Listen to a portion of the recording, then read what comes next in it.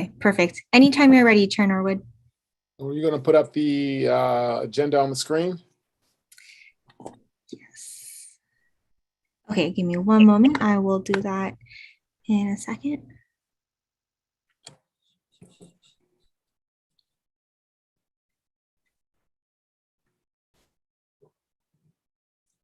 Awesome.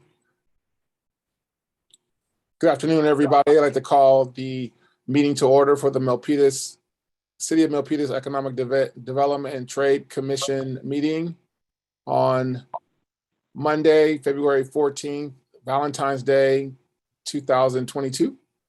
Call the meeting to order. At this time, I'd like us to stand for the Pledge of Allegiance.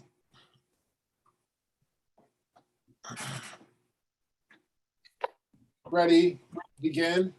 I pledge allegiance to the flag of the United States of America, to the republic, and to the republic for which it stands, one nation, under God, indivisible, with liberty and justice for all.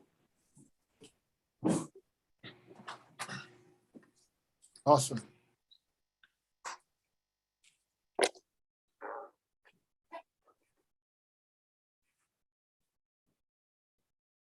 Roll call. Okay, starting with Chair Norwood, Here. Vice Chair McNeil, Here. Commissioner Mundra, Present. Commissioner Rice, Present. Commissioner Dariani, Present. Commissioner Jones, Here. Alternate Commissioner Jenny Fan, Student Commissioner Stephen Wang. Present. Thank you. Commissioner Fan did let us know in advance that she will be joining, but later around 5 p.m. today. Okay, thank you for that. And is there any seating of any alternates? Yes, we do. We will have alternate Commissioner Jenny Fan be seated in place of the vacant and unfilled real estate seat. Okay, thank you.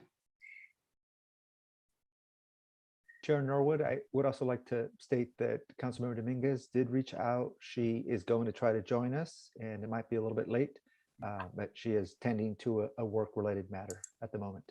Thank you. Understood, thank you. With all that said, is there a motion to approve the agenda for February 14th? So moved. We have a motion, there's a second. Second. We have a motion and a second, roll call. Starting with Chair Norwood, Yes. Vice Chair McNeil, Yes. Commissioner Mundra, Yes. Commissioner Rice, Yes. Commissioner Dariani, Yes. and Commissioner Jones. Yes. Thank you. And we have also, we're looking for a motion for the approval of the minutes of January 20th. As a reminder, all those who were not in attendance of that meeting should abstain. So moved. We have a motion. Is there a second? Second. We have a motion and a second. Roll call.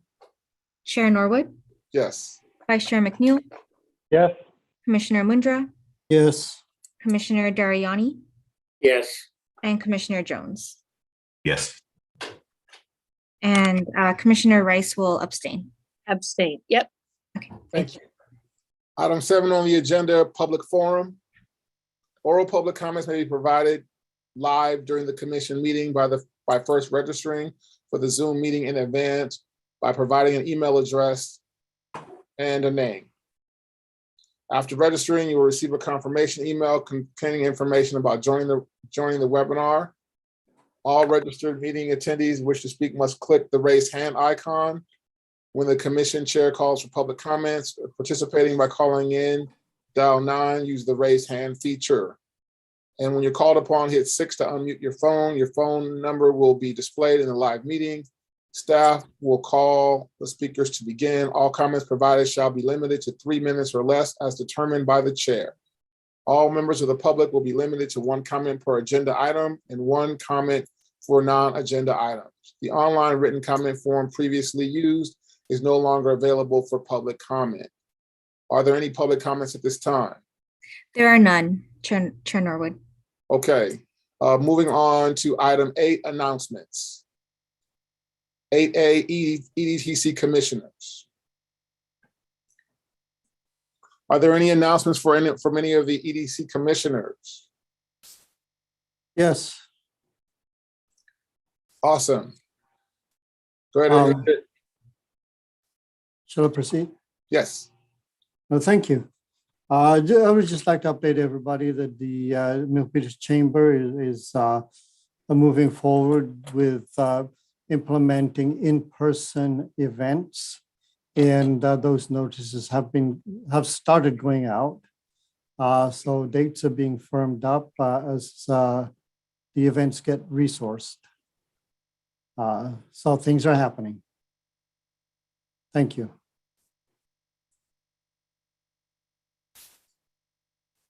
Are there any other comments by commissioners?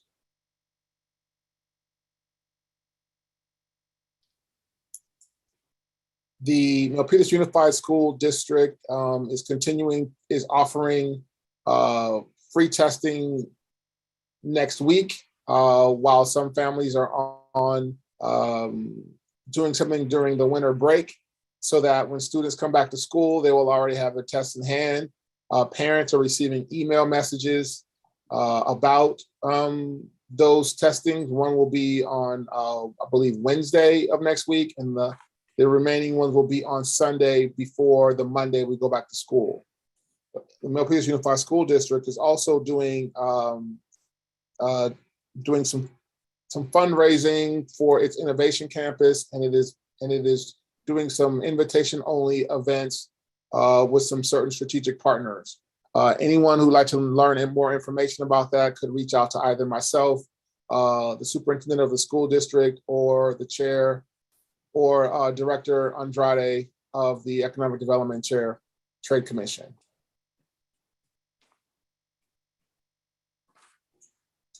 City Council Liaison. I believe she's not going to be absent, or she may come a little bit later. So right now we'll move to item C, city staff. Thank you, Chair Norwood. We do have one announcement. I'm going to hand it over to our Economic Development Coordinator, Daniel Degu. Thank you. Thank you, Mr. Andrade, and good evening, distinguished members of the Economic Development and Trade Commission. Just a short update here on the Milpitas My Plan program. The Office of Economic Development is pleased to report that today the City of Milpitas launched the first of 2 cohorts for the Milpitas My Plan Career Accelerator program. As a reminder, the Milpitas My Plan Career Accelerator program provides residents the opportunity to participate in career navigation workshops and assessments, as well as career counseling provided by NovaWorks over a 3-week period.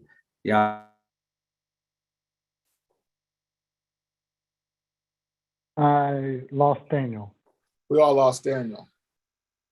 But he looks For the good. commission at the next meeting in March. Sorry? We missed a part of that, Daniel. Oh, Repeat, is my signal going in and out? It froze right after you mentioned the group name. Oh, sorry about that. So yeah, I'll just to kind of restate this in a shorter condensed version.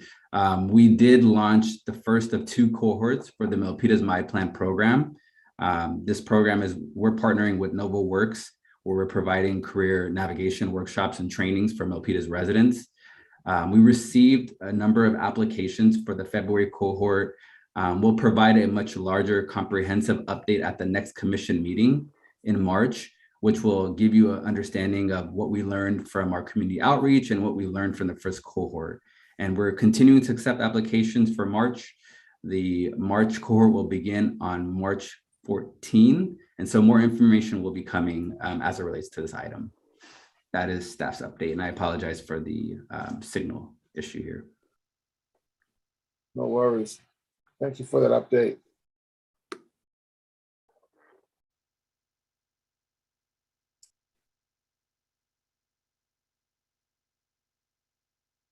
Item 9A, business items, Main Street Business Improvement District. Alex Andrade, Director of Economic Development. And Nikki, how do I pronounce your last name? It's pronounced Inamine. I'll get that. I just wasn't gonna blow it up the first time. Nikki Inamine, Economic Development Specialist. Thank you. Thank you, Chair Norwood and Economic Development Commission. We are excited to present Business Improvement District. I think we just lost. Oh, we're going to get a slide. There we are. So anyway, we are going to present this economic development, this kind of what is a Main Street Business Improvement District. And I won't get too deep into it because the presentation is going to really get into it. So next slide, please. I'm just going to kind of set the stage here with background section, and then Nikki will be giving the presentation. So just to give you a little bit of context here, the economic development strategy, which you all are aware that was approved and adopted by our city council back in May of 2020, does have a couple of implementation actions in regards to the bid, or otherwise known as a business improvement district. So I won't read it because you see it on the screen, but you see action 31.3 that talks about a bid or the forming of, as well as action 31.6, which talks about not only rebranding, but ensuring that there's some funding for a business improvement district. And just, you're going to hear more, but a business improvement district is a tool in the economic development toolbox, and there's lots of positives and benefits to the business district that come out of this. So the bid is part of our economic development strategy. I believe it's also called out, although it's not here, it's also called out in our economic development element as it relates to the general plan 2040. But the city council has 7 priorities, and one of them is economic development and job growth. And the bid, we believe, is an important part of that. The council in the last year or so has started to heavily refer to improvements on the Main Street as Main Street revitalization. And it's wonderful because we've been talking about ensuring that we have a destination and we have an actual downtown. And it's in our economic development strategy. Our city council is very focused on Main Street revitalization. There are some American Rescue Plan Act dollars associated with Main Street revitalization, of which it could include a business improvement district. On October 5th of last year, the city council recommended that you as a body have a conversation about the bid, and we will take your feedback today and respond to city council in terms of letting them know what your thoughts were about the potential of proceeding with the business improvement district on Main Street. So with that, I'm going to hand it over to Nikki to give you the presentation. Thanks, everybody. Thank you, Director Andrade, and good afternoon. Oh, whoa, sorry. I don't know what just happened. Let me start over here. We could still see your screen. There you You go. can still see my screen. Okay, good. Yeah, there you go. Good. Okay, I don't know why it keeps doing that. Hold on, let me stop sharing and start over.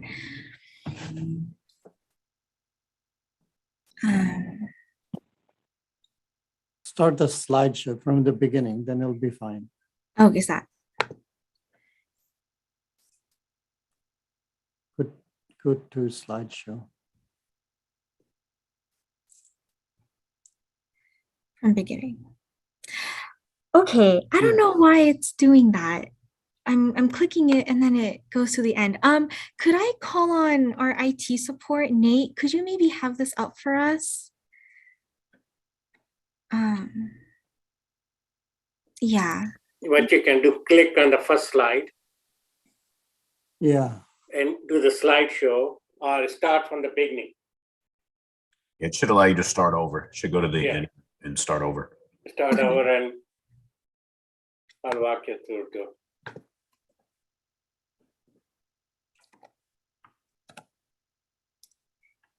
Yep. Okay, go to the tape from beginning. Yeah, there you go. Plus right on the top in the file, it says, there you go. There Okay. you go. I'm gonna click next. Yeah, yeah. Or Next again. Okay. The show goes on. Sorry about that, everyone. So yes, good afternoon, EDTC. This is our presentation on a Main Street Business Improvement District. So I'll start with a definition. What is a BID? So a BID is a geographic area in which property or business owner pay a self-assessed levy to fund projects and enhance services within that defined geographic area. Often, a bid is used as a tool to fund certain services. So a area can benefit from a regular level of services that they would receive from the city, but a bid would help enhance services directed at that area. So it can fund things like beautification efforts, particularly landscaping is a popular one, street cleaning, capital improvements and pedestrian streetscape enhancements that can look like widening a sidewalk to make it more appealing and attractive to pedestrians and visitors. Revenue or the amount collected via the self-assessment that can be used towards marketing and rebranding a district. So we can rebrand it as a historic district, as a downtown. And security can also be another use of how business improvement district dollars can help enhance a certain area. So it would generate funding from the tax assessment from either the property or the business owners. And according to different kinds of bids, different kinds of entities are assessed differently. So typically a bid is a group of commercial property or business owners that work together to bring additional benefits to the area. But within that same geographic area, you could have a school or you could have a church. And typically those nonprofit, nonprofit uses don't pay as much or if any of the self-assessment that the other perhaps commercial uses would. And lastly, there are several kinds of business improvement districts. There are property-based ones, which is with the property owners. You have business-based districts or even tourism-based business improvement districts. For example, Morgan Hill has a T-bid that organizes all of their hotels. You also probably have seen very successful bids in the South Bay and along the peninsula. For example, downtown Mountain View is an example of a very successful one. Downtown San Jose has a bid as well. And oftentimes bids are paired with a steering committee or a downtown business association that helps implement a shared vision of that district. Okay. And why are bids important? Bids are a proven economic development strategy, particularly when we are trying to help revitalize a struggling project area. We also use bids to spur investment by property or business owners. And it's an important tool for revitalizing Main Street. And this is a strategy that we hope to use as part of a COVID-19 economic recovery framework. And bids also help enhance our downtown, especially with so much focus as we come out of the pandemic to revitalize Main Street. This can help make our Main Street a more coherent, strategic effort to grow out of the pandemic, raising the profile of Main Street through increased marketing. A bid can help organize events. Bid can also help facilitate business retention and attraction. So if there's a certain kind of retail that we'd like to see more of in Main Street, a bid can help attract certain kinds of businesses. And I think maybe most importantly, this would create a sense of ownership and vision amongst the property or business owners as they voluntarily self-assess, and that assessment dollars are then used towards very specific purposes to improve that area. And lastly, a business improvement district will allow the city to partner with private businesses on capital projects, some of which were mentioned before, like widening streets, landscaping, So community improvement costs can then be shared with both property and the business owners. And now looking at where our business improvement district could look like on Main Street. The first potential boundary would be from Weller Lane. I hope you can Weller Lane is around here, just north of the library, down to Corning Avenue, and that is about 70 parcels. And then the second potential geographic area would be from Weller all the way down, farther down to Curtis Avenue, which would encompass about 116 parcels. And as I mentioned before, certain uses could be exempt from the assessment, including nonprofits and assembly uses. As you know, along Main Street, we have several religious uses. We have school use as well. So those businesses or those organizations would be would pay differently under the assessment. And then that brings up the question of, do we want to do different zones? So if this is going to be primarily benefits that benefit the commercial businesses and commercial property owners along Main Street, then perhaps Zone 1 could encompass a more commercial centric district, and Zone 2 parcels can include those non-commercial districts. Or we can have Zone 1 be along Main Street and Zone 2 kind of be farther spread out from Main Street, going across into Able Street, and perhaps farther away you are from Zone 1, the less your assessment would be. But this is not all defined by stone or anything. This would be carefully analyzed through a bid consultant, which I'll get to later on in the presentation. And so the formation of a bid would require a vote of all of the business or property owners that are encompassed within that geographic district. And you would need a simple majority or a 50% plus one to then formalize a bid. The Office of Economic Development, we've been doing outreach along Main Street to see if there is any appetite for a bid.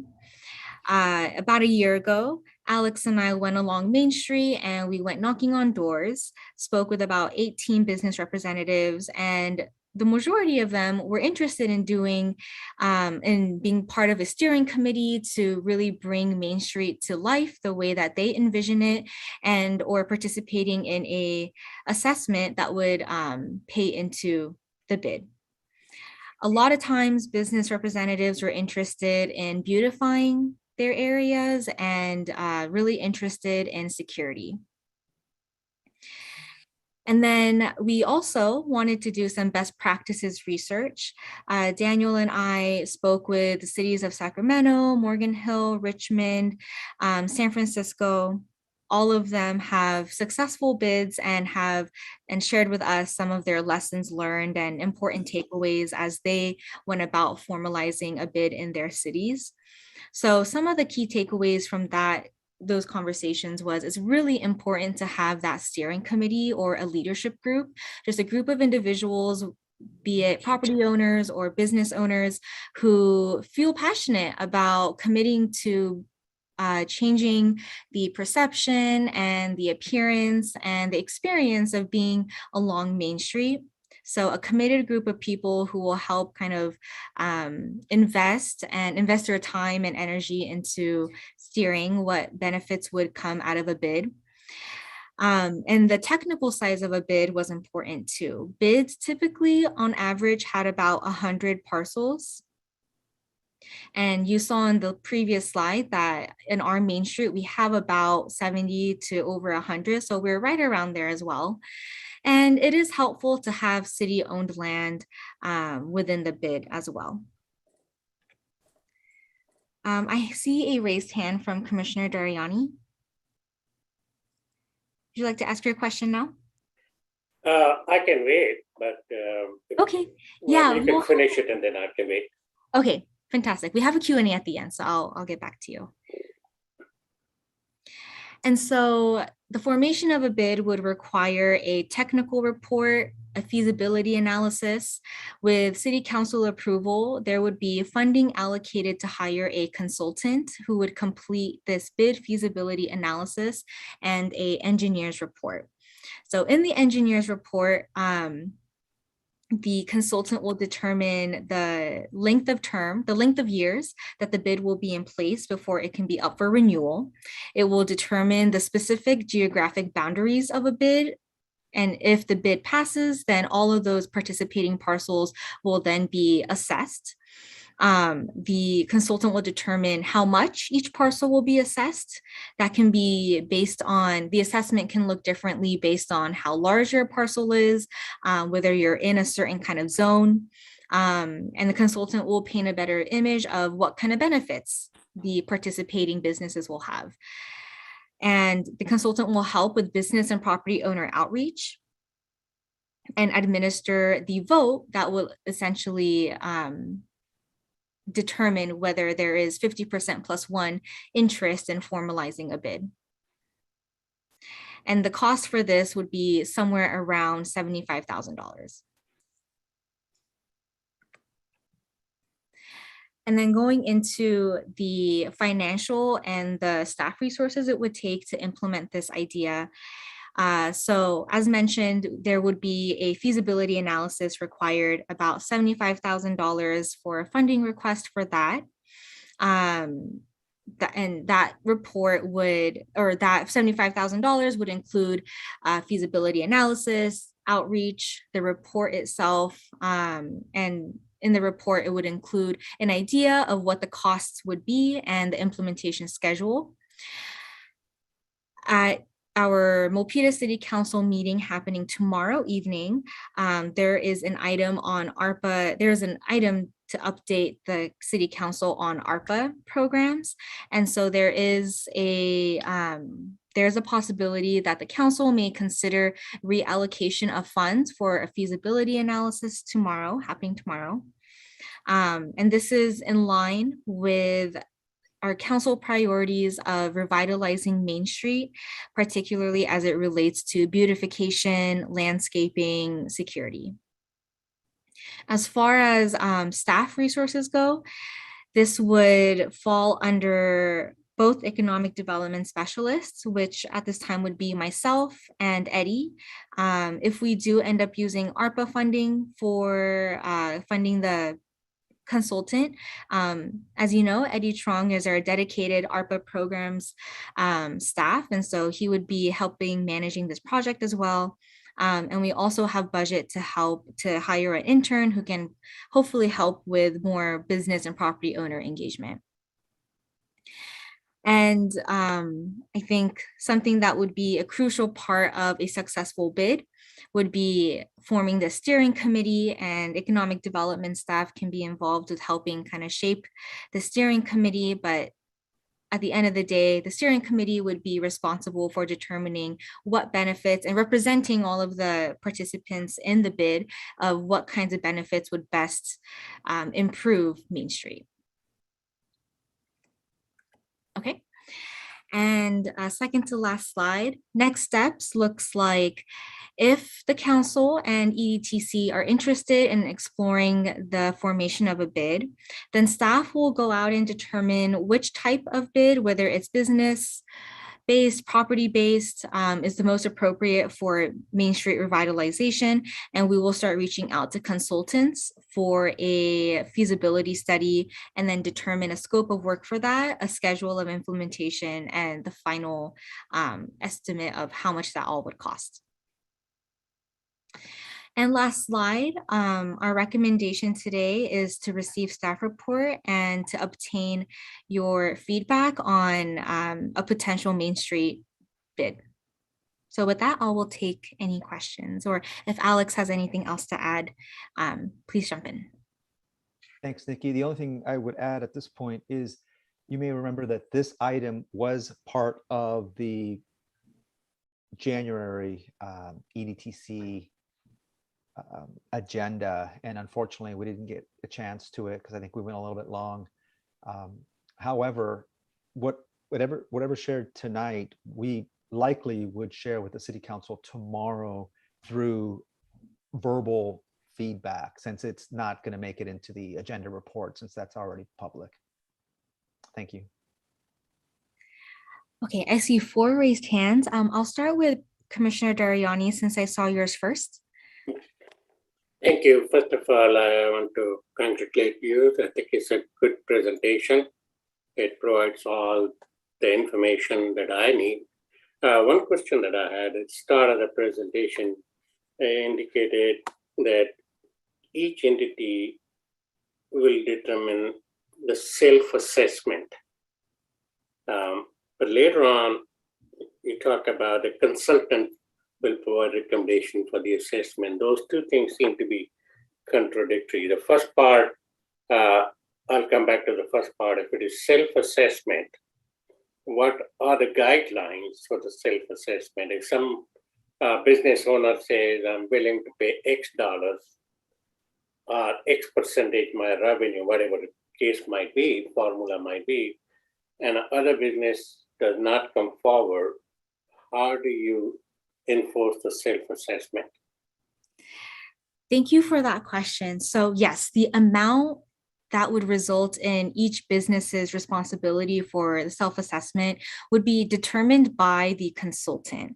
As far as a formula, that is beyond my technical knowledge of bids, but that is why we would hire a consultant to help us with that. And through his or her engineering report, we would have a concrete idea of what each parcel would be responsible for.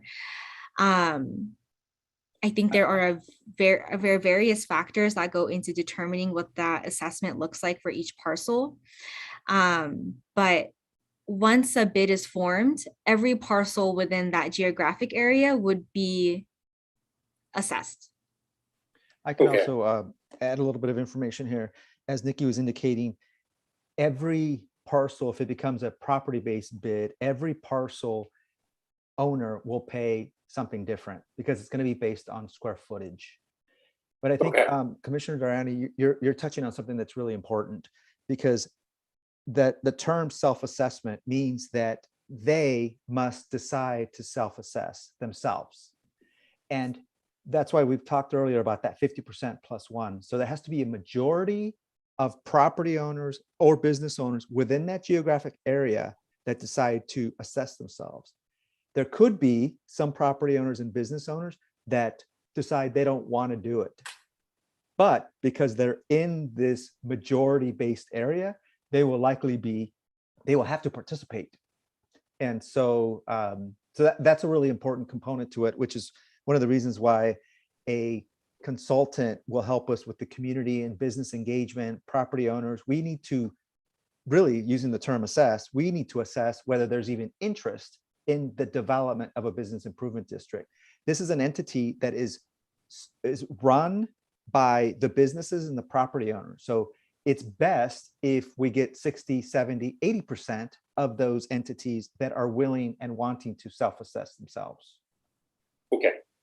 I think you partially answered my question. That the first is the majority, they have to agree to formulate the bid, and then majority have to agree on the formula, how the assessment will be made. Because first sentence was self-assessment. So that's where I got lost, If it is self-assessment, there has to be some guideline, some formula which says if I'm in that particular district, a particular area, so once the majority decides what you're saying, majority decides that the bid is going to be formulated, then as a good citizen, I need to formally participate in this one because majority said they are going to do that. But same time, there has to be some guidelines which says if I own, say, 1,500 square foot versus 50,000 square foot,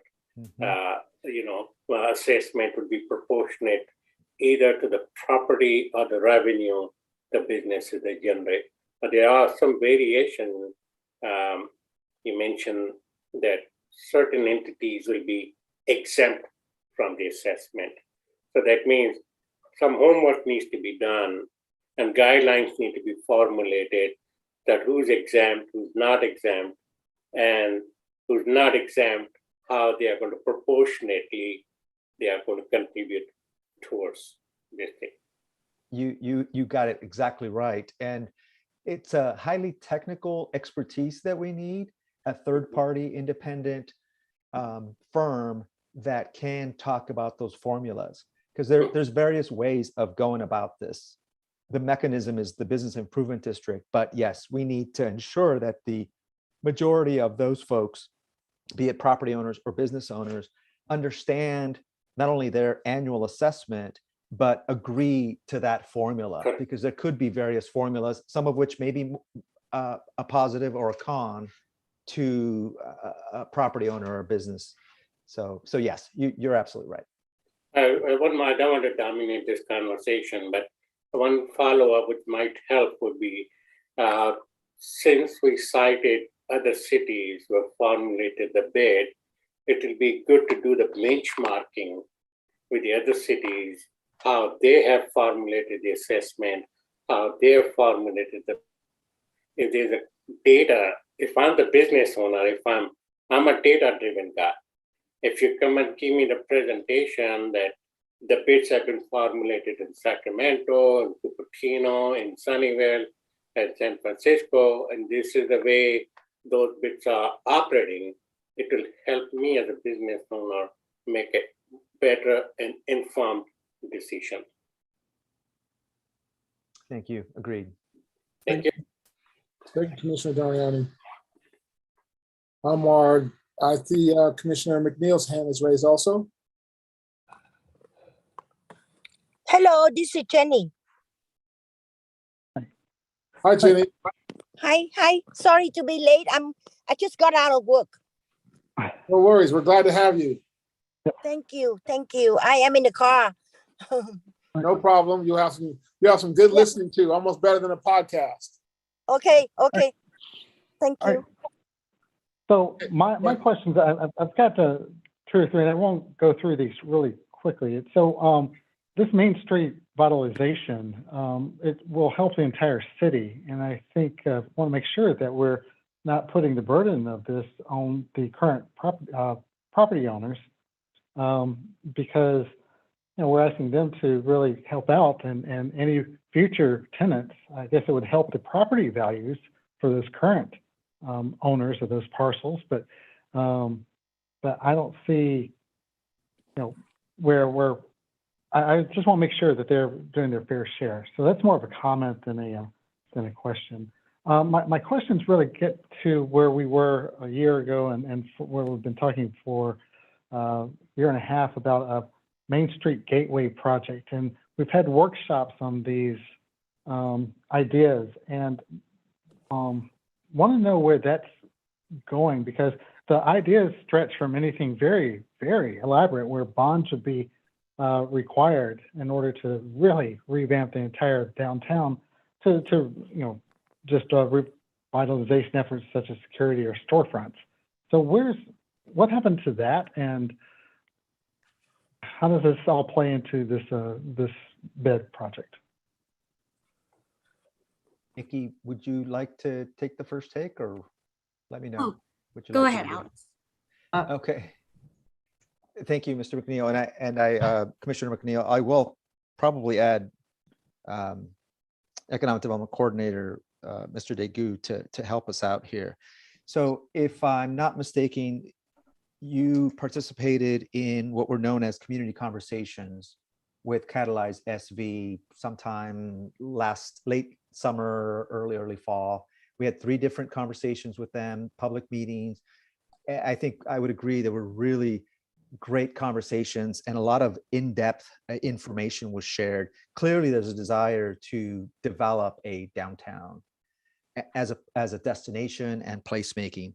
Some really good ideas came out of that.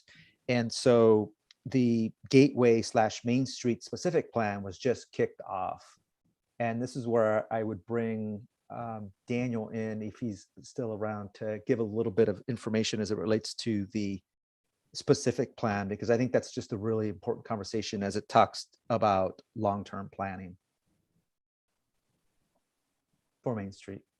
Daniel, are you Yes, on? I'm on. Can everyone hear me? Yes. Yes. Thank you. Yeah, so to Alex's point, yes, that's correct. The Gateway Main Street specific plan has kicked off. A consultant has been retained. Ascent is the consultant. They're actually working at this point with the city on the CAP update, which is a climate action plan update. So they have extensive experience in this type of space as a consultant. There's been meetings with city staff and various departments. So right now it's really in the early part of that specific plan. We can also connect the commission with the lead planner on that project, Jay Lee, who's our principal planner.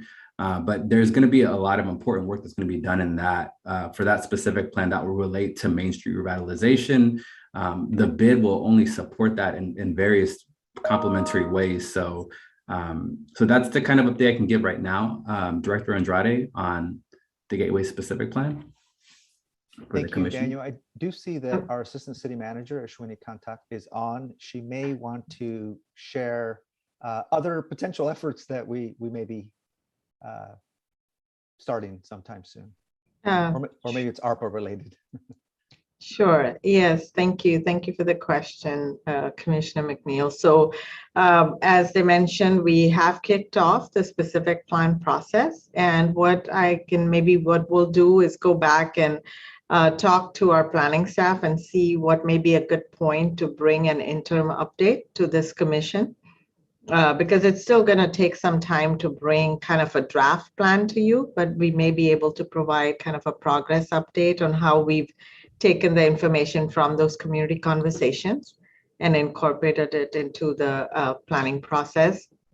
We have other efforts like gateway signage that's happening, different kind of events to activate Main Street. So there's a lot of efforts underway related to Main Street. You've heard before about the street front improvement program that's funded by ARPA. That's also geared towards Main Street. So a lot of different components, but we'd be happy to bring you an update on that planning process. We'll check in and kind of see what time would make sense to do it. So we can follow up on that. And so real quick, how does this project tie into that project? So for the bid, I think, depending on because there's many things that a bid could do, depending on kind of what the property owners, the business owners decide to do. It would look at maybe some capital improvements, right? But also ongoing enhancements, right? So other bids have looked at kind of enhanced services in terms of landscaping or maintenance. And so that's really more of an ongoing function that's not necessarily, that's too detailed for a specific plan process, right? So the specific plan is going to kind of lay out the vision, the land use, all of that.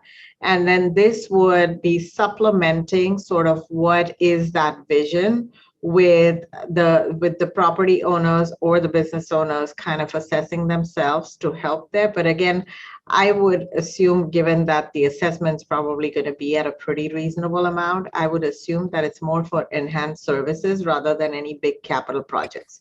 So we would still have to work closely with kind of that planning process and then our capital improvement program to see what we can fund. We also hope to, once that specific plan process is completed, we're hoping, similar to what we did in the, formerly tasked, now hopefully soon, the new metro area, we did do a basic infrastructure plan.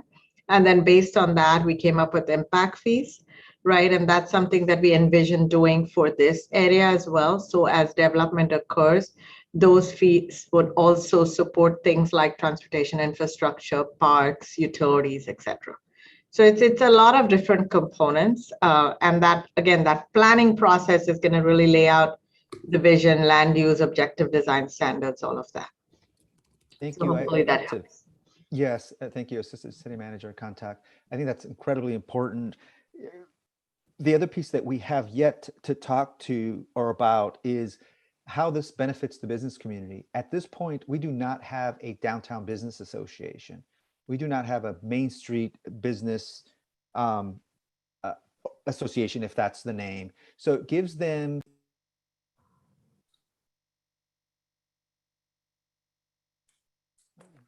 You muted You yourself. you sir. muted. Alex, you're mute. Oh, I'm sorry. Thank you.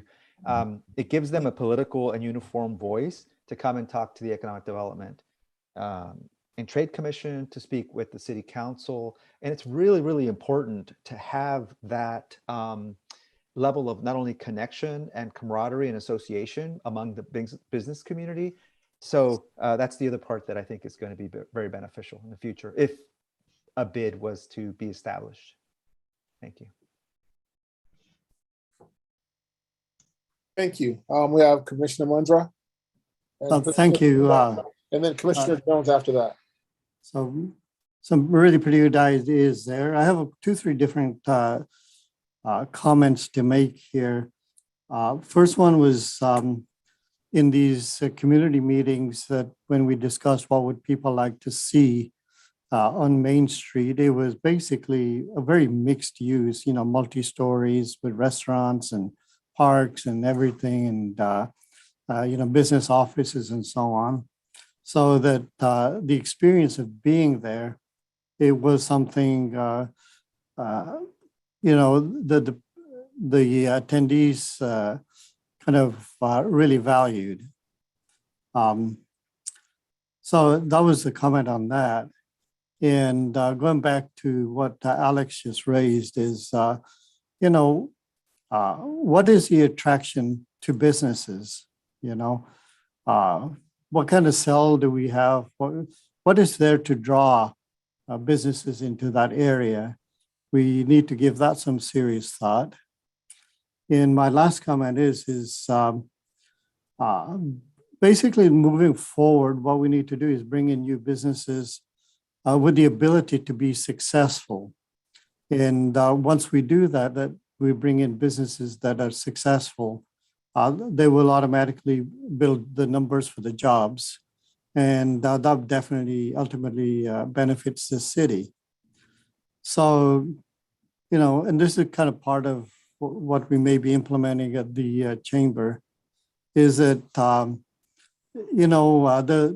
if anybody attends classes, for example, to get directions on how to deal with the city, how to file permits and everything, and attends classes to do proper financials before even doing the business plan, that kind of strengthens them.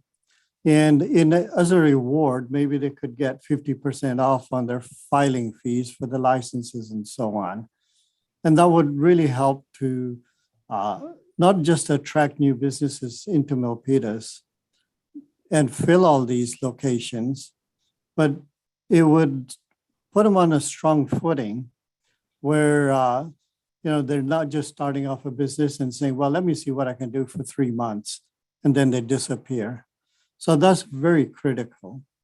So those are just my comments. Thank you.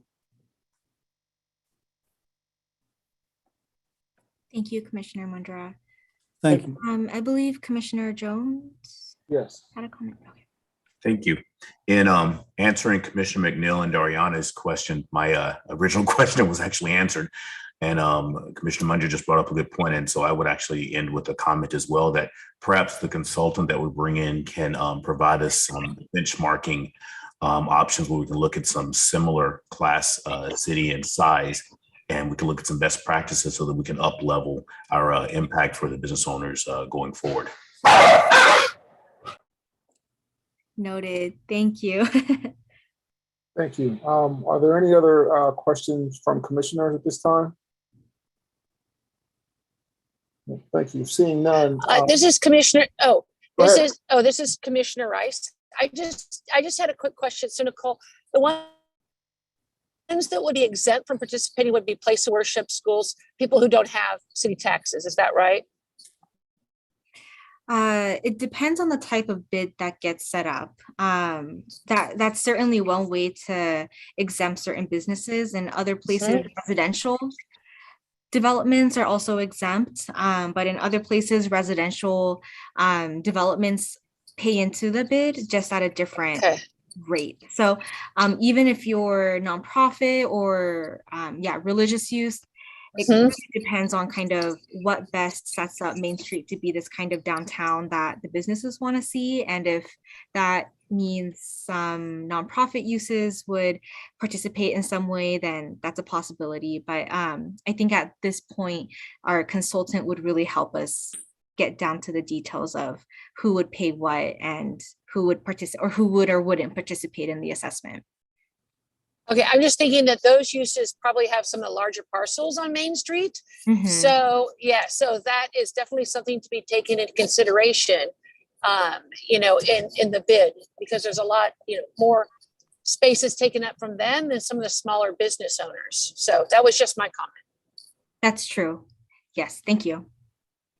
Can I just quickly respond to Commissioner Rice? We would be looking, depending on how things were to look on Main Street from like the most northerly to the southern side, we may need to do zones where we do zone 1 along Main Street and perhaps a second zone, zone 2, where we would widen the area, the boundary, for example, to like Able.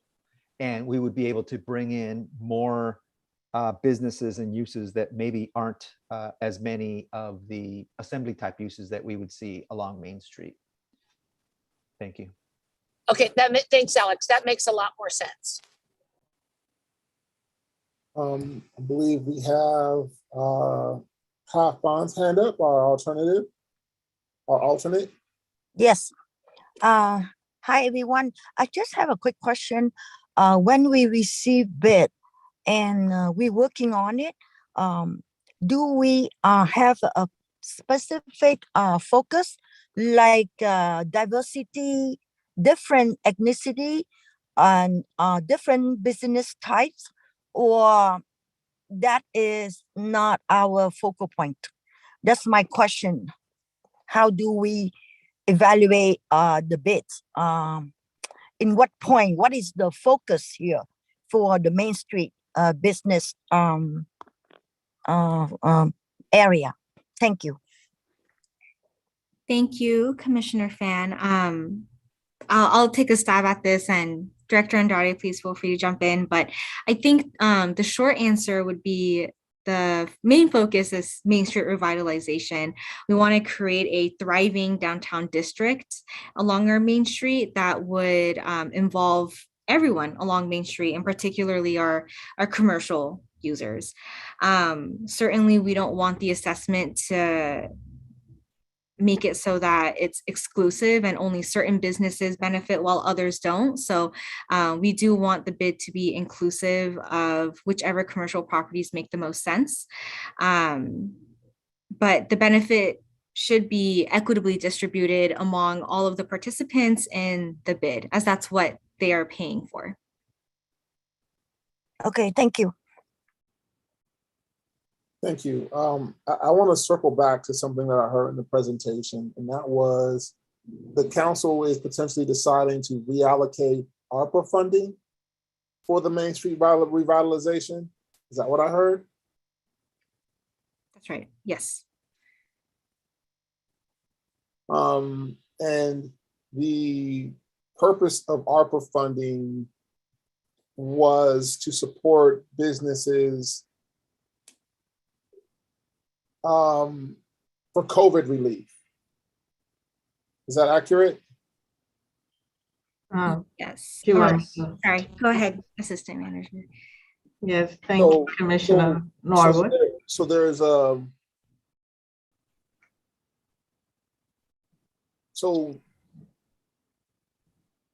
and Alex, I heard you say that this was discussed briefly at our last meeting for the Economic Development and Trade Commission, because I know we missed the first one in January because we had technical difficulties, and then we did a reschedule. And you're saying that during the reschedule, we talked about this bid process and the fact that there was a possible reallocation of ARPA funding from the as it's allocated now to this particular project. You're saying that we mentioned that in the last meeting? No, Chair Norwood, it was on the EDTC agenda. And it was the EDTC decided to push it to this meeting. So we were intending to have that conversation. I think it would have been a special meeting because you're right, we didn't we were because of technical difficulties, we weren't able to have our regularly scheduled second Monday meeting. And then I think we scheduled it for a January 20th special meeting. So it just, this item, while agendized, did not get heard then. Right. Yeah, just wanted to confirm, because you know I'm listening with both ears. So it was proposed to City Council to reallocate ARPA funding to the Main Street revitalization bid process. Alex, would you like me to take that? Please, yes, go ahead. Okay, thank you for your question, Chair Norwood. So what we have tomorrow, we're not recommending any reallocation. Through our budget development process, we've had some discussions about wanting certain items funded. And the item for discussion tomorrow, so right now, as you know, the city's received 16.7 million. We've had dollars allocated towards economic vitality. One of the line items there was 500,000 for Main Street revitalization, 400,000 of which was intended for a storefront improvement program, and then 100,000 was for miscellaneous other activities related to Main Street. And so what we're discussing tomorrow is there've been other items that have come up for potential allocation of ARPA funding. And so we're just laying out information for council. One of the pieces of information is a potential $70,000 for a bid study. And if council wishes to reallocate some of the storefront improvements program money, because we've looked at kind of how many businesses would be interested, potential staff capacity to deliver those in the required timeline. And we believe that maybe a 300,000 funding level may be appropriate for that storefront improvement program, which could free up some money for bid. We're not recommending anything. This is information that council has asked us to bring forward, and they'll be considering it tomorrow. Thank you. Because one of the things that we've been working hard on in the Economic Development Trade Commission is is to ensure the fidelity of the Economic Development and Trade team, Alex and his team. And because we're well aware that, you know, over the past 2 years during COVID, they've taken on a number of different responsibilities in support of the city and all the other initiatives that needed to be done during COVID. Right. And we're very thankful about the additional resource of Eddie becoming a member, and his time, basically he hits the ground running because there are a number of things that needed to be done. And so when I hear the fact that, you know, there might have been a reallocation of funding for Main Street revitalization through ARPA, it brought to my attention the fact that the Main Street revitalization project is a huge undertaking, and that there isn't an individual dedicated on the Economic Development and Trade Commission to that one particular project that necessarily has that particular expertise, except for maybe Alex. Everybody has done little bits and pieces of it, but he's also running the department. So I'm just thinking about, as we look at Main Street revitalization, of the Economic Development and Trade Commission has the resources to bring everything that they need to city staff, to the commission, and to council in a timely manner. Okay. And we have a total of $4.5 million that is allocated to economic vitality. There's several items. I would say there's 8 different items in there. And what is being discussed tomorrow is really looking at one of those items and seeing within that item if they would want to reallocate a little differently than what they had originally envisioned. None of the other items are being touched. There's actually 2 items that they may look at: Main Street revitalization. Then there's also a community events item and a chamber item. So they may consider some of those. The other items that are on there: small business assistance, that program's already been launched. Assistance to hotels has happened. There's an ADU program in there that we're launching. As you know, we have the economic development specialist position that's funded, a limited term position for 2 years. So that's already funded and underway. And then the workforce development program, that's also funded and underway. So those are all continuing on. There's these three that council may consider kind of re-looking at the allocation based on additional information we have. Okay, thank you. Sure.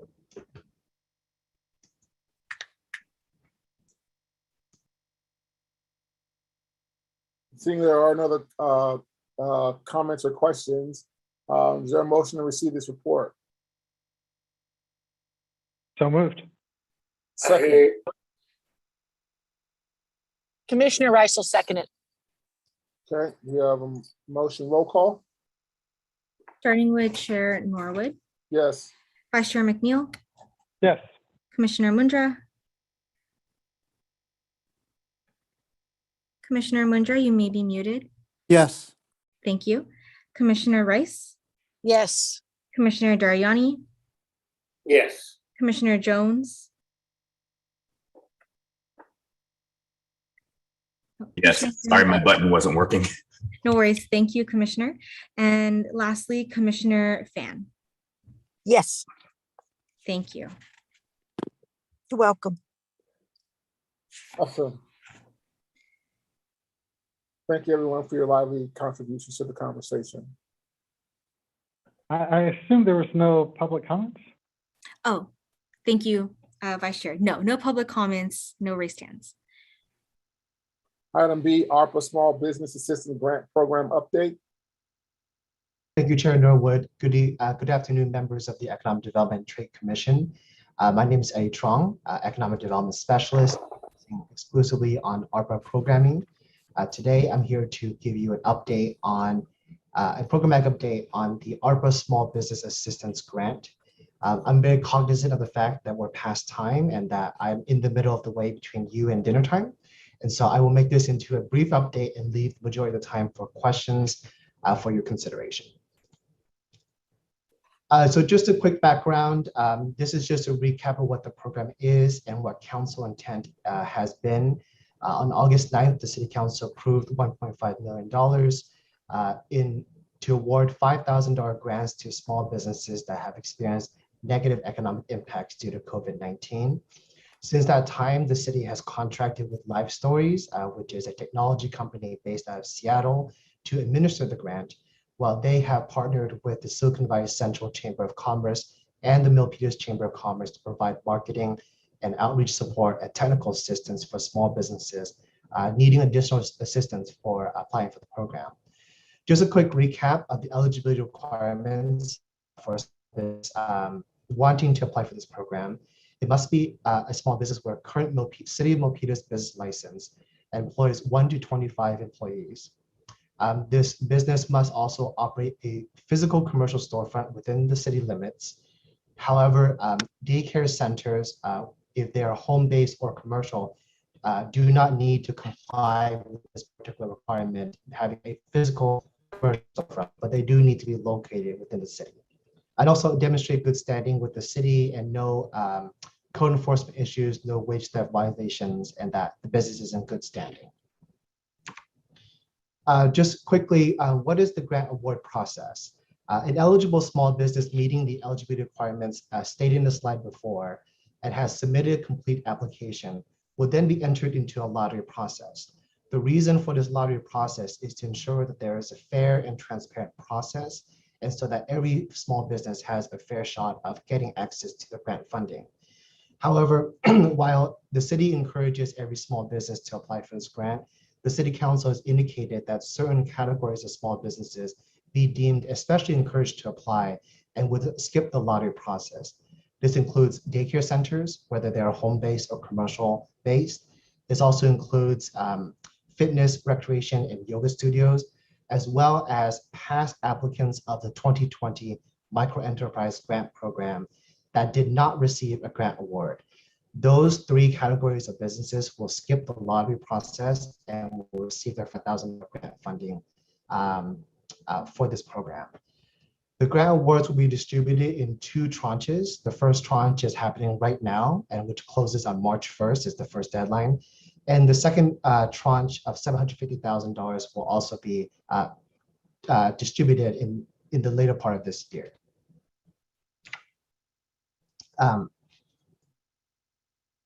Excuse me.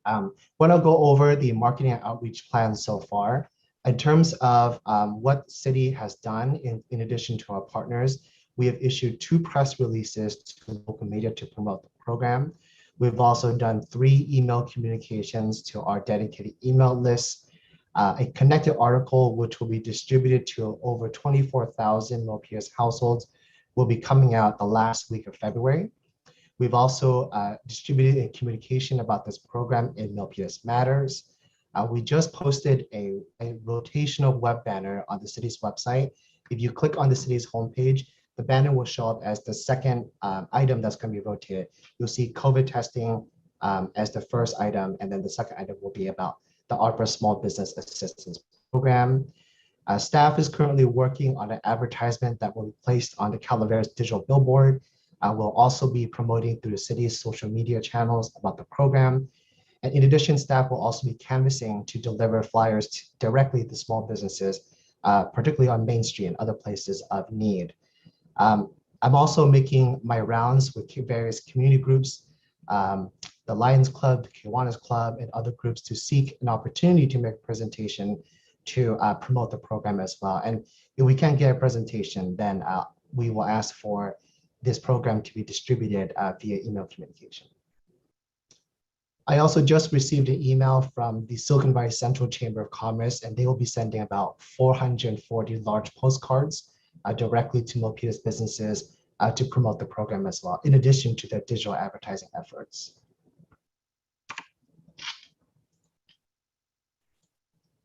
So in terms of a mid-program progress report, this is the number of applications we have received as of 8 a.m. this morning. 156, excuse me, I need to clear my throat. About 156 small businesses have submitted an application as of this morning. You'll see here from the data here, the categories of businesses that have so far applied. You'll see in the bottom left that about 22% and change of the applicants represent restaurants and the food and beverage industry, which makes a lot of sense considering that this industry has suffered disproportionately during the COVID-19 pandemic. You will also see that in this data point that barbershops and nail salons are also the second highest category, and then followed by educational services and daycare services as well.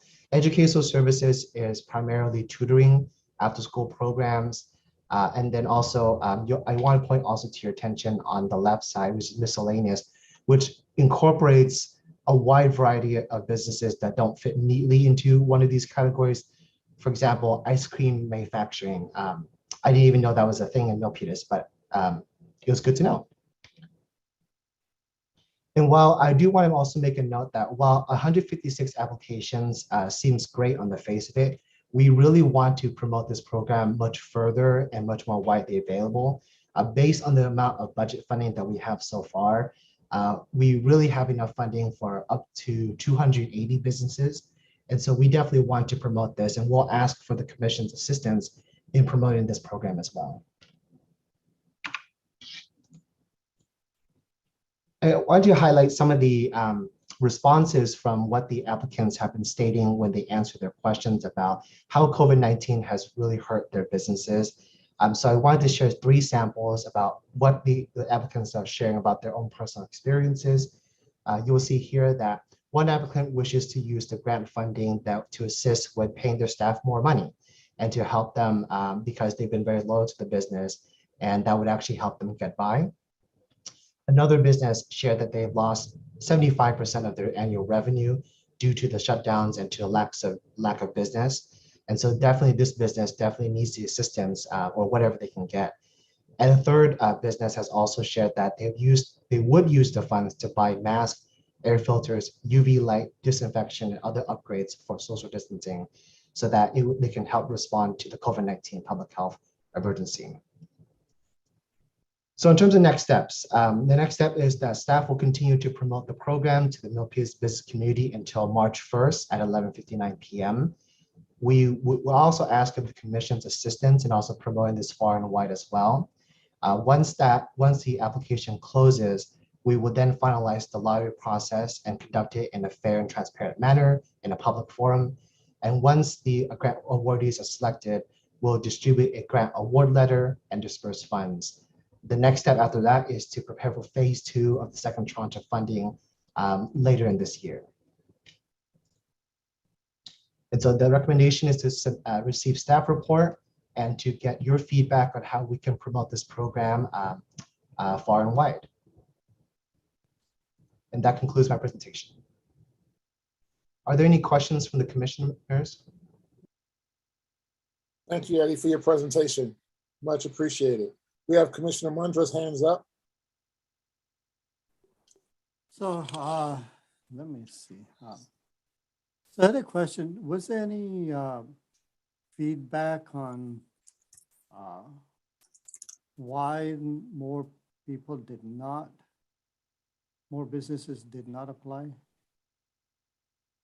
Yeah, I'll take a crack at that. And then Alex, if you'd like to jump in, you're more than welcome to. You know, it's hard to make a guess as to why people have different reasons for applying more quickly, more urgent than others. You know, Alex and I talked about this morning that perhaps one possibility is that when we first launched the first grant program in 2020, the needs were much more acute and dire, and small businesses were looking for funding anywhere, and so the urgency was much higher. And it is a sad thing to say, but it may very well be that some of those original small businesses don't exist anymore. And so that is something that we have to be mindful and considerate of. The other thing too is that our marketing outreach has been more prolonged than it has been in the last grant program. The last grant program, the application period was only open for 2 weeks. This one is 4 weeks. And so our marketing efforts are spread out on a more consistent cadence. And so that could be a possibility there as well. Thank you, Eddie. And I would add that Thank we you. still have 2 weeks left, and we're going to continue to step up our marketing and promotions. We had the information on the city's website. However, it was located in the COVID-19 business resources page. It is now on our landing page as well. So it's very visible and prominent. I think Eddie mentioned this too. We will be working with Clear Channel to ensure that the digital billboards off of Highway 880 rather, display our flyer as well as on the digital billboard located at City Hall. Today, we were talking about not only social media through the city's Twitter, Facebook, and Nextdoor accounts, but also we are likely going to probably pay for adding information onto the Milpitas Beat and Milpitas Post. And we would ask you, and really on the next agenda item when we're going to talk about EDTC commissioner roles, next week, or this week rather, we expect to walk specific geographic areas and would love it if 1 or 2 of you were interested in walking with us, joining us, talking to the business community, because you will likely hear some of the challenging experiences that they have had to go through. And anyway, that's just to say we're going to step up these numbers. Thank you. Thank you, Alex. I do appreciate the fact that we're going beyond just the digital communication in terms of the outreach. You know, just having that conversation with some people is inspiring. You know, dealing with folks is relational. So I appreciate the fact that there is a target list of folks that you're going to want to go out to talk to that are eligible for the small business grant, and then even the ability to support them on that. Are there any plans on doing a workshop or anything like that to say, if you want to fill out this grant, we can help you? Because there may be some businesses that aren't familiar with the process and they just say, this isn't for me, so I'm not going to do it. Yeah, before Eddie goes, if I could just, there's 2 things that I want to make sure are shared before I get to that question. Councilmember Chua is actually out walking and distributing these flyers and sharing a lot of information. So we'll say thank you to her. Secondly, Eddie and I have been talking about doing a webinar in the last almost 22 months of the pandemic, 23 months. We have become pretty savvy at hosting webinars for business resources as it relates to business resiliency and recovery. So that may be something we end up doing, and it could be as simple as a 15-minute webinar. But yes, we do expect to not only help people through the process, and actually Eddie has been doing that through the weekends and on evenings. And we also have Life Stories, our fiscal agent, that's doing that. And now we also have, as Eddie indicated, the Silicon Valley Central Chamber of Commerce that is assisting Life Stories. So yeah, Eddie, anything to add? Yeah, Alex, that was great. I think Chair Norwood actually is a great suggestion to have some technical assistance and just walking through individuals about how to apply. As Alex mentioned, I've been fielding sometimes 30-minute phone calls with Vietnamese dry cleaner businesses, and I had to use my own knowledge of the Vietnamese language to assist them with actually applying with the grant and walking them through. And it's actually something simple because for minority businesses and for small businesses to see a formal application like this seems a bit daunting. And so having someone on the phone just simply say, I know the question is saying, how would you use the funds to respond to the COVID-19 public health emergency? But it could be as simple as using the funds as staffing because your business experienced disruptions from COVID-19. And so just being very clear and walking through about this makes our program more accessible to more individuals and businesses of the highest need. So I think it's a great idea. Perhaps it could be a recommendation for us to implement for the second tranche of funding so that we're more equitable in our outreach. I think, Add, oh. Eddie, this is Commissioner Rice. If you have that flyer, I'm actually going to be out and about with some of our smaller businesses. I'd be more than happy to distribute it to them in Great Mall. That's wonderful. I'm going to email it to you right now. Perfect. We'll Thank you. email it to everybody on the Economic Development and Trade Commission and ask you to please share with your networks.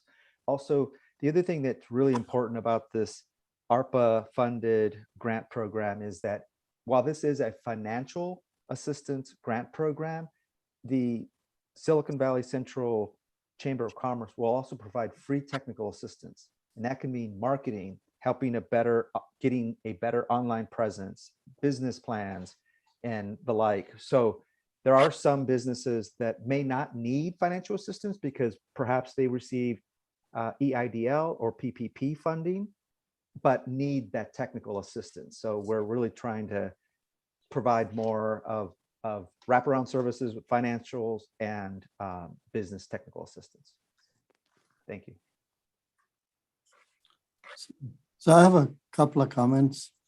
To go back on how difficult it is to apply, for this grant, I think if a business owner has all their company information in one place, it's barely a few minutes because it walks you through, and it's pretty straightforward. It doesn't ask you for any information that's going to be difficult to find, or you got to wait for the bank to give you a statement or something like that. It's just very straightforward. But I think to get some businesses to really be motivated, maybe at a time like this is very difficult. So that's probably sort of an item for consideration on how to motivate these businesses to take this time, but it's not that hard. Thank you, Commissioner Mundra. One other thing we can do aside from the kind of a webinar style marketing is perhaps utilize our committee conference room where we used to meet on the first floor of City Hall before the pandemic, and perhaps have a couple of laptops with people like Eddie and a few of us, perfect. and just have people come Yes. to us and we physically will walk them through that. That'd be And could even perfect. have representatives from Life Stories be assisting at the same time. So We'll look into that. We'll talk internally as staff and let you all know how we're going to move forward. But please know Yeah. the flyer is going to be sent to you all, and we'd love for you to share the information. with Yeah, you if all. that breaks the ice, that would be perfect. Thank you.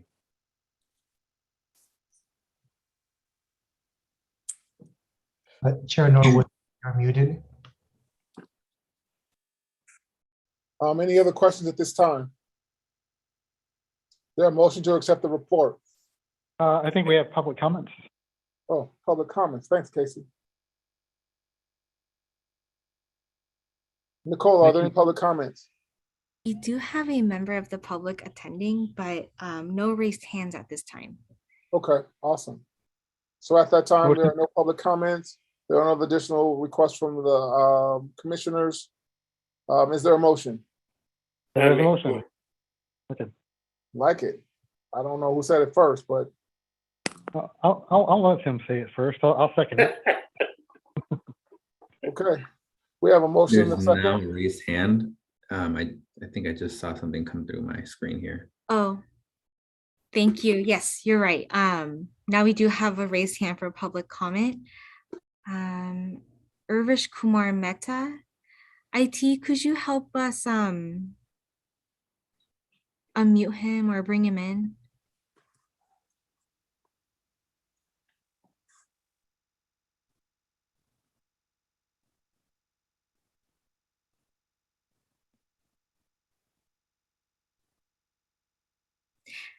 Hi, Urvish Kumar. Can you hear us? Yeah, I can, please. Great. Thank you. I wanted to thank the city staff also, and as well as the chair, vice chair, and the respective commissioners of a city of Milpitas for the opportunity to speak as a public speaker. I again, wanted to acknowledge with regards to the development that is ongoing within the city of Milpitas, and as well as the contribution of Economic Development and Trade Commission within the city of Milpitas. I wanted to emphasize on a few things as a part of a development for the matter of a commission that has been taking place, part of a Chamber of Commerce, real estate, resident, as well as the businesses and technology and trade that is transpiring in the city of Milpitas. It is important to acknowledge that that though City of Milpitas and Economic Development and Trade Commissions annually conducts the manufacturing in the same way,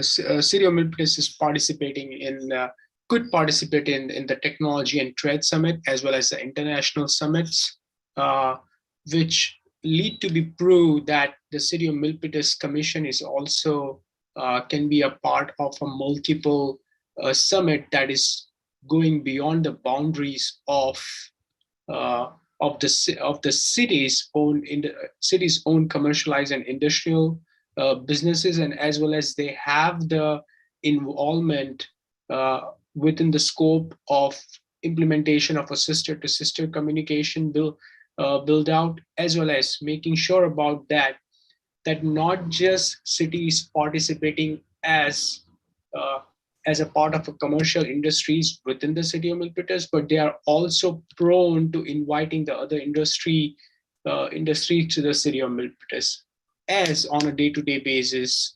And being in a Silicon Valley, the emphasis of the city of Milpitas must be now that the city of Milpitas is becoming the metro city. It has to be evolved as a metro city, and as well as invite more investors to be a part of a city to invest in. So would be the case that the economic and as well as Economic Development and Trade Commission must work with the USITS, the United States International Trade Commission, in order to procure more resources to establish within the city, as well as the grant programs that avail for the city as well. As more and more opportunities are coming, it could prove eligibility for the commission and city to create more job opportunities and develop itself as a wider metro city as well. Thank you very much for the consideration of comments. You're welcome. Director Andrade, for each of the public comments, do they provide their email address or contact information? When we met in person, the answer to that would have been yes. Now that we're meeting virtually, I think I'm gonna check in with my team. Daniel, Nikki. And just the reason for that question, answer a quick question, because several of the things that the public comment made, we have gone over and you've shared the city's plan for the history of sister to sister city, the metro area, the international trade commission component of what's going on and how those things are moving forward. So I'm not aware if that speaker was aware of those activities that are in process or even identified in the strategic development action plan, so that we can possibly further align those. But he does bring up a good point in terms of, the trade commission part of your office and what resources could be dedicated to that work, where there might be opportunity. So that was the reason for my question. Yeah, and just to answer your question, Chair, we do require anyone from the public who wants to make comment for a meeting such as the Economic Development Trade Commission to register. And so we do have that contact information, and we can follow up with the member of the public with those specific things. We have the tools to do that. Thank you. So we had a motion, we had a second.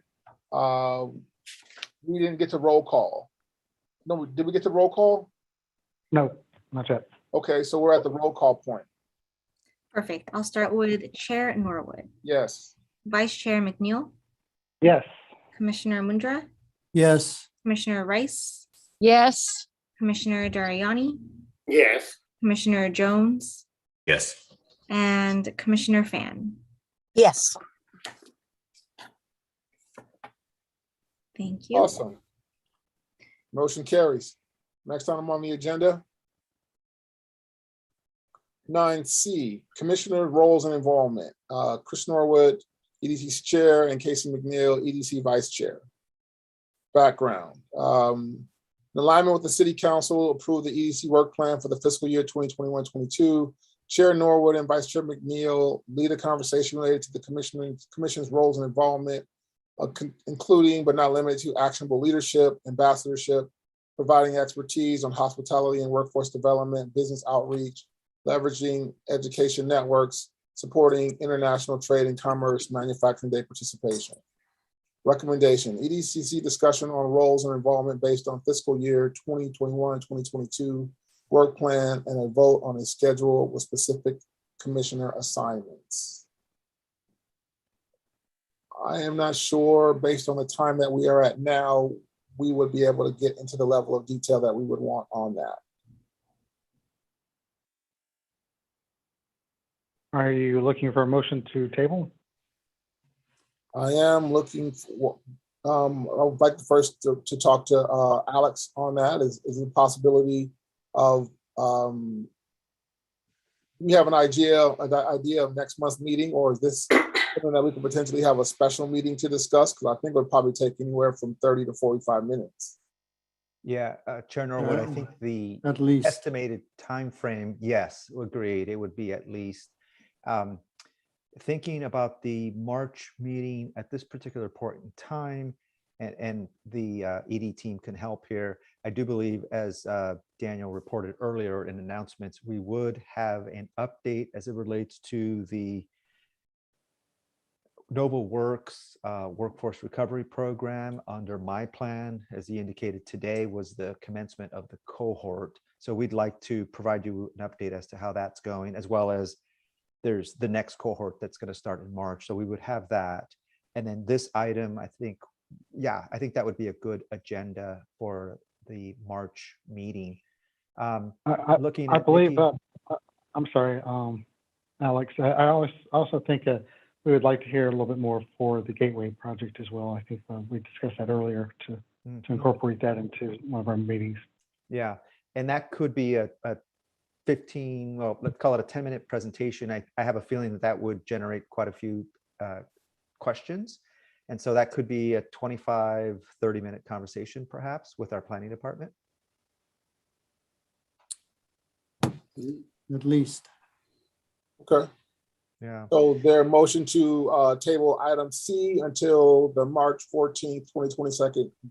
I'd make a motion to table this item for the next Second. meeting. We have a Seconded. motion and a second. Roll call. Starting with Chair Norwood, Yes. Vice Chair McNeil, Yes. Commissioner Mundra, Yes, Commissioner Rice, Yes. Commissioner Dariani, Yes. Commissioner Jones, Yes. and Commissioner Fan. Yes. Thank you. And with that said, is there any public comment? Chair Norwood, no public actually, yes, we do have a public comment from Urvish Kumar Mehta. Before that happens, we would have to make sure that the public comment is related to the item. Yes. Otherwise, those other items, the discussion topics, while important, they should have been had at the beginning under just the general public comment. Yep, you're absolutely right. Thank you for the reminder, Alex. Thank you. Nate, could you help us bring in Urvish Kumar again? Could we confirm that it's regarding the item C?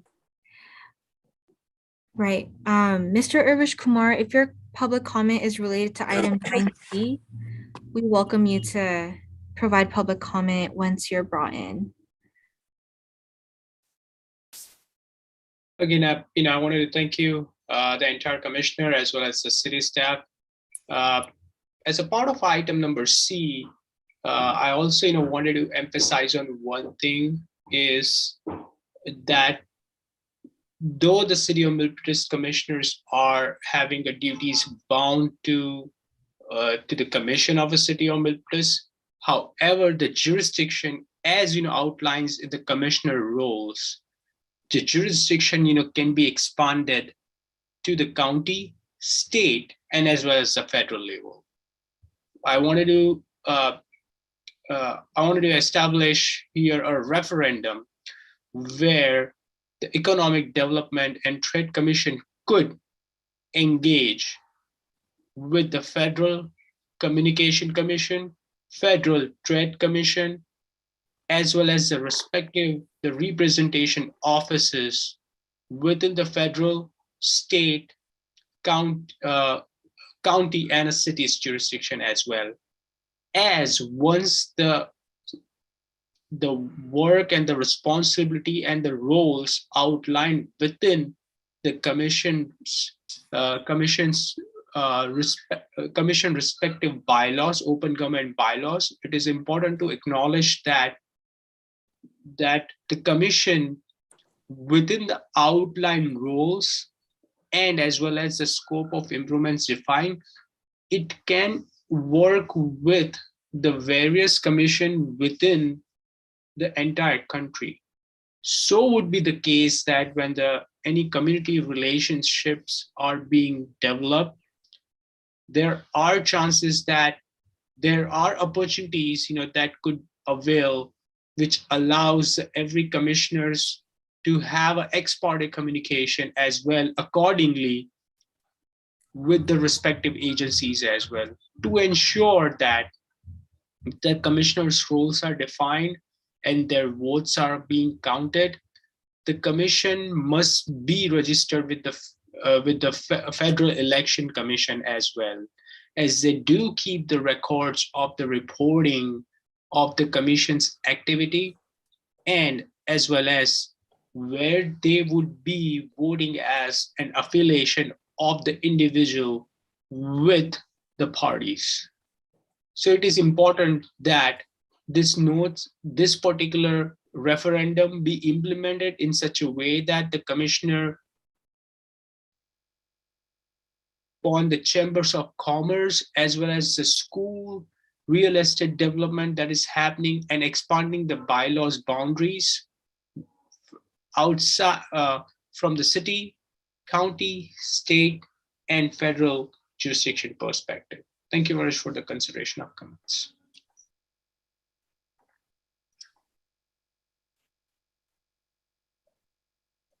I think these comments they require further discussion on roles and responsibilities of the commission. So my suggestion is that these are, even though these are good suggestions, good recommendations, but they require further discussion so that we are clear on what is the role and responsibility of this commission and how we can leverage our knowledge and our experience with interacting with other cities. What we don't want to see is dilute our resources to a level where we may not be effective in getting the things done. I'll defer to Chair Narwood on Yes, that comment. agreed. Agreed. Director Andrade. I was just going to ask whether there was a motion made or whether the motion is still open. Where are we? Only because I just want to make sure that if the motion's been made and has already been voting, at this point, we can't Agreed, go, yeah. the conversation I was- can't continue. right. yeah. Agreed. Yeah. Agreed. Yeah, the motion has been made and it's already been voted on. But we did hear the comments. I did go out of order, so I will own that and I'll do better. Thank you. So with that, we got the feedback. Is there a motion to adjourn? I'll make a motion to adjourn. A second. We have a motion to adjourn and a second. Nicole? Okay, starting with Chair Norwood, Yes. Vice Chair McNeil, Yes. Commissioner Mundra, Yes. Commissioner Rice, Yes. Commissioner Dariani, Yes. Commissioner Jones, Yes. and Commissioner Fan. Yes. Awesome. Motion is adjourned. Thank you, everyone, for your feedback and your input. Thank you. For Alex and team for great presentation. Thanks, Eddie, for being What here. was And we that? look forward to getting together next week. Thank you, everybody. Thank you, everybody. Everyone. Thank you. Happy Valentine's Bye. Day. Bye-bye. Good night.